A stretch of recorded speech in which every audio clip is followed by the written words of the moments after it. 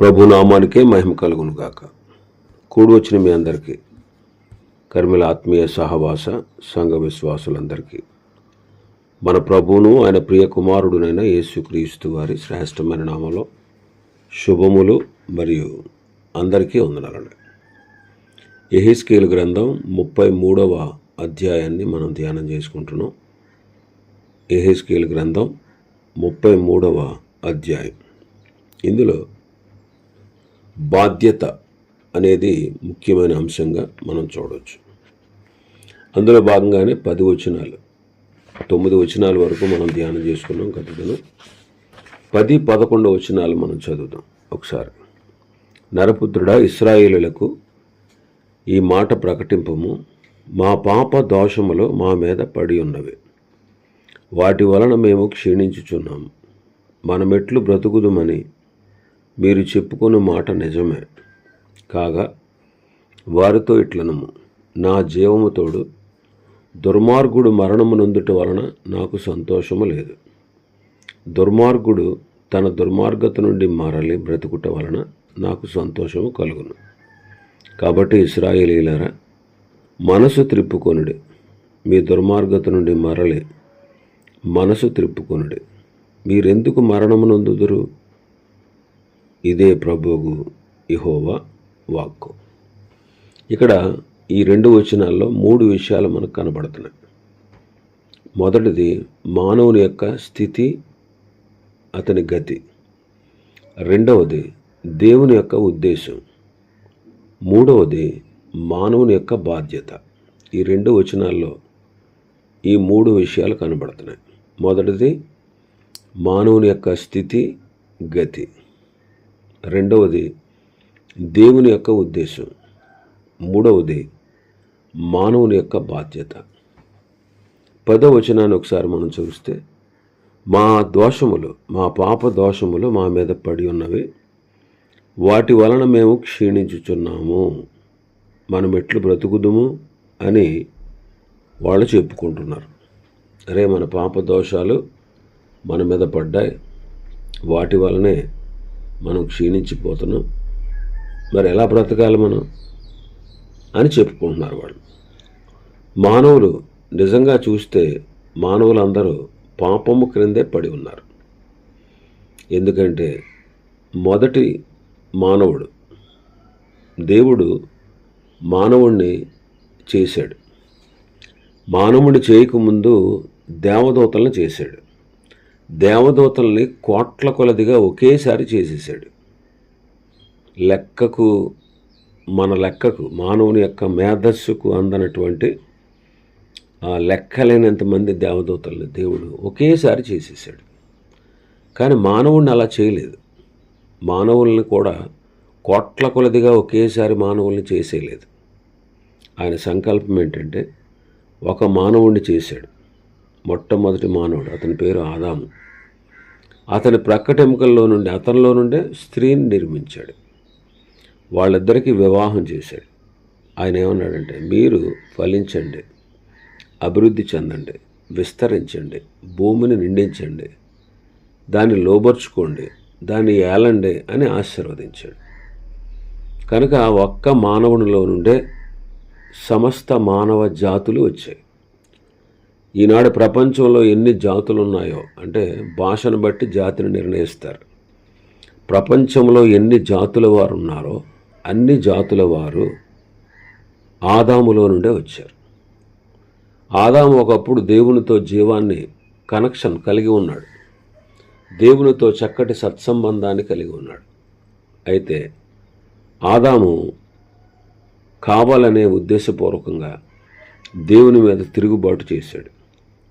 దేవుడు చెప్పాడు, దేవుడు మానవుడిని చేయకముందు మానవునికి కావలసినవన్నీ చేశాడు. వెలుగు, భూమి, ఆకాశము, సూర్యచంద్ర నక్షత్రాలు, కూరగాయల మొక్కలు, పండ్ల మొక్కలు, ఫలవృక్షాలు ఇచ్చే మొక్కలు, శాఖధాన్యాదులు, అలాగే పశువులు సహకారులుగా ఉండడానికి, అలాగే అడవి జంతువులు, నదులు, కొండలు, గుట్టలు, మెట్టలు, పర్వతాలు, మైదానాలు, సారవంతమైన నేల, అలాగే పక్షులు, జంతువులు, మృగాలు, చేపలు, ఇవన్నీ చూడండి. మన కంటికి కనబడే ప్రతి సృష్టిని ఆదాము కోసం అంటే అతనికి ఒక్కడి కోసమే కాదు, అతని సంతతి అని మనందరి కోసం దేవుడు చేశాడు. అతను చేసిన దినమున అతనికి చెప్పిన మాట ఏంటంటే, నీవు నా మీద ఆధారపడి బ్రతకాలి.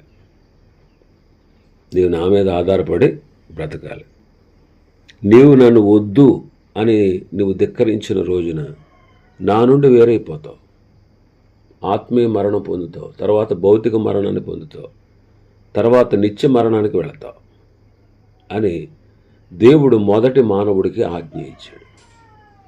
కానీ మన పితరుడు ఆదాము మానవులందరికీ పితరుడు అని చెప్పుకున్నాం కదా, మన పితరుడు ఆయన మీద తిరుగుబాటు చేశాడు.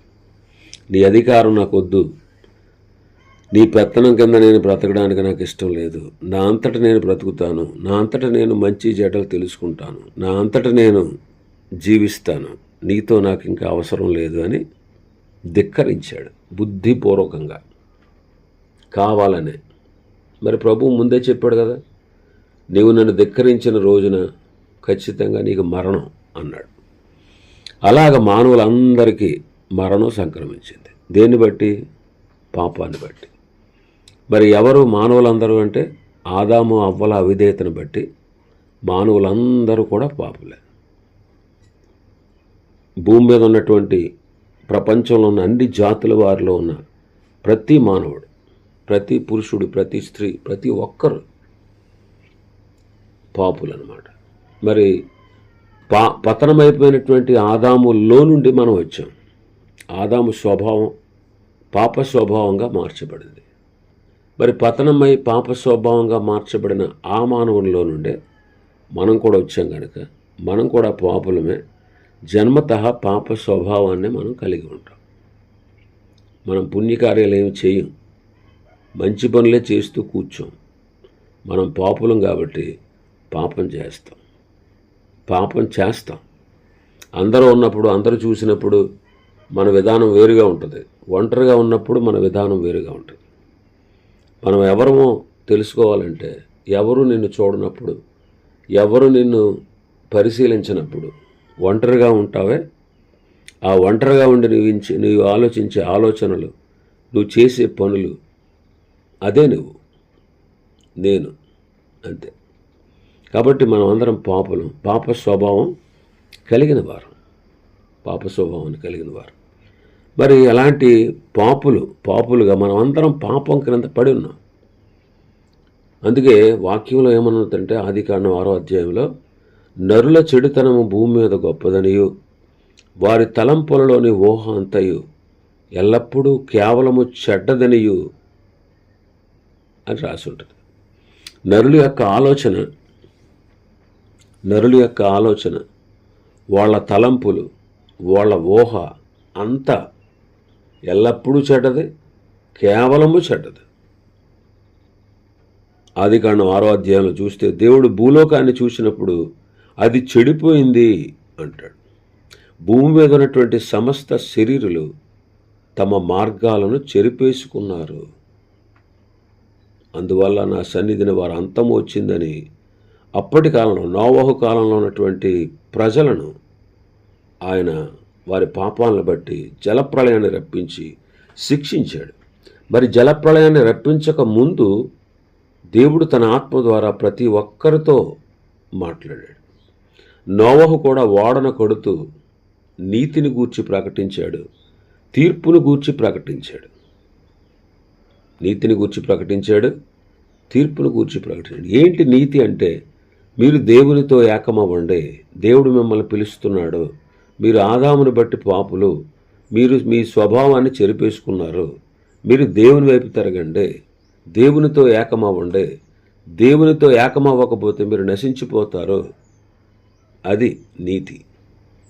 తీర్పు అంటే, మీరు ఒకవేళ దేవుని మాట వినకుండా మీ పాపముల చేత అలాగే జీవిస్తూ ఉంటే మీ మీదకి శిక్ష రాబోతుంది.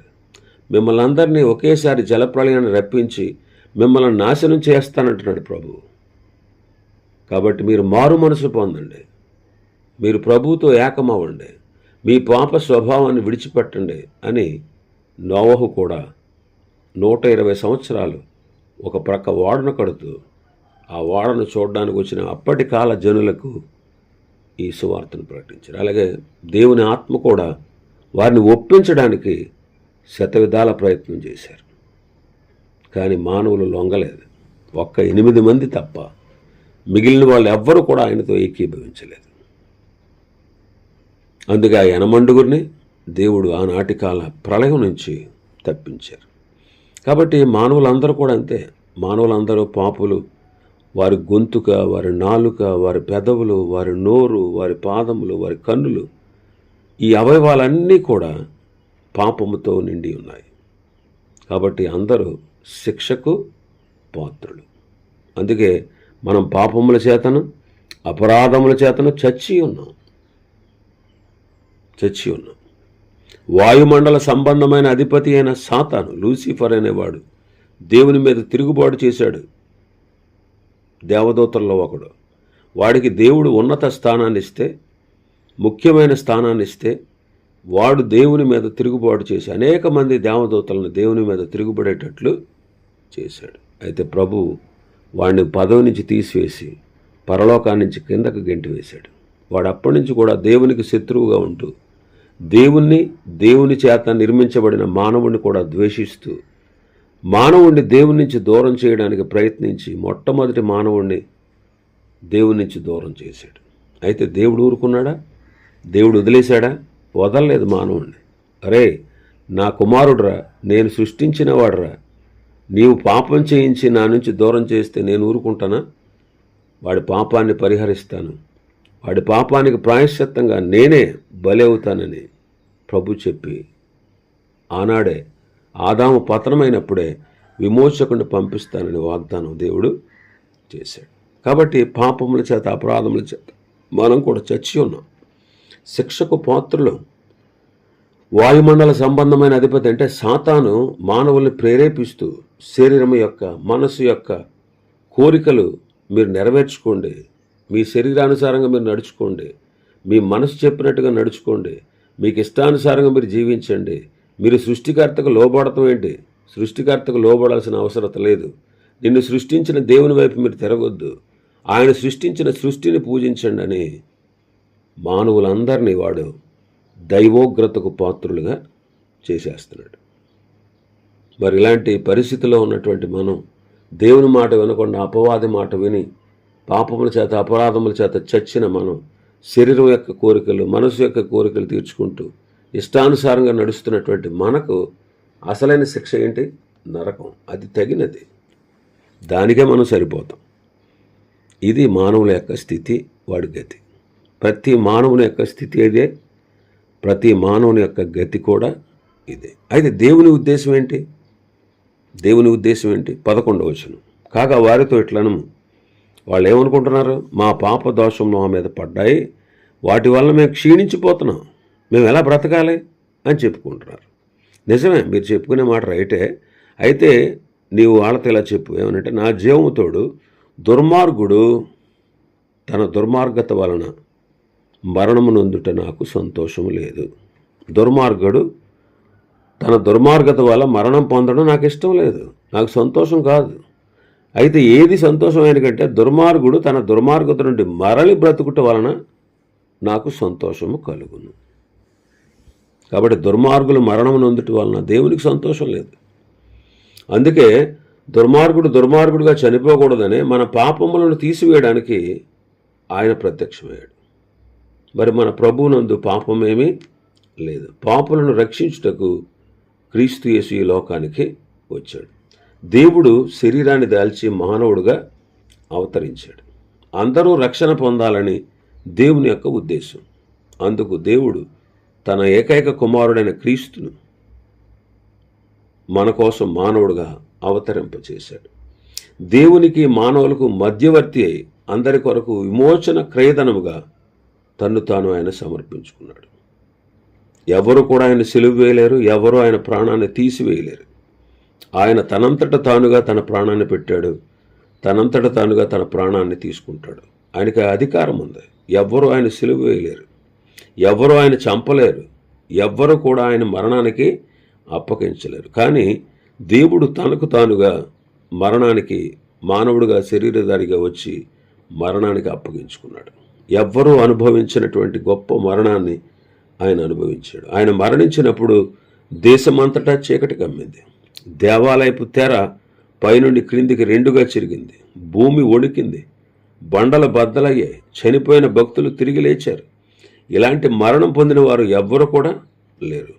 ఆయన దేవుడై ఉండి దేవుని యొక్క తండ్రి అయిన దేవుడు, కుమారుడైన దేవుడు, పరిశుద్ధాత్మ దేవుడు, త్రియేక దేవునిలో ఉన్నటువంటి కుమారుడైన దేవుడు శరీరధారిగా భూమి మీదకు దిగి వచ్చి ఆయన పునరుత్థానము ద్వారా ఆయన దేవుడు అని నిరూపించుకున్నాడు. ఆయన పునరుత్థాన సమయంలో కూడా మహాభూకంపం కలిగింది. ఆయన సమాధికి కావలి ఉన్నవారు భయపడి వణికి చచ్చిన వారి వలె అయిపోయారు. ఆయన చెప్పినట్లు ఆయన తిరిగి లేచాడు. ఇదంతా ఎవరి కోసం చేశాడు? దుర్మార్గులు తమ దుర్మార్గము చేత మరణం నొందుట ఆయనకు సంతోషం లేదు కనుక దుర్మార్గుడు పొందవలసినటువంటి రెండవ మరణమైన అగ్నిగుండాన్ని తప్పించుట కొరకే దేవుడు ఈ మార్గాన్ని ఏర్పాటు చేశాడు. పాపములను పరిహరించి నీతిమంతులుగా తీర్చుట కొరకే ఆయన మానవుడుగా వచ్చి మరణించి తిరిగి లేచాడు. లేచినవాడు మరలా చనిపోలేదు, ఆయన పరమునకు ఆరోహణమయ్యాడు. ఇదంతా కూడా దుర్మార్గులు తమ దుర్మార్గత చేత మరణం పొందుట ఆయనకు ఇష్టం లేదు కనుకనే ఈ పనంతా చేశాడు. పాపి నీతిమంతుడిగా తీర్చబడాలని, పరలోకంలో చేర్చబడాలని దేవుడు ఇలా చేశాడు.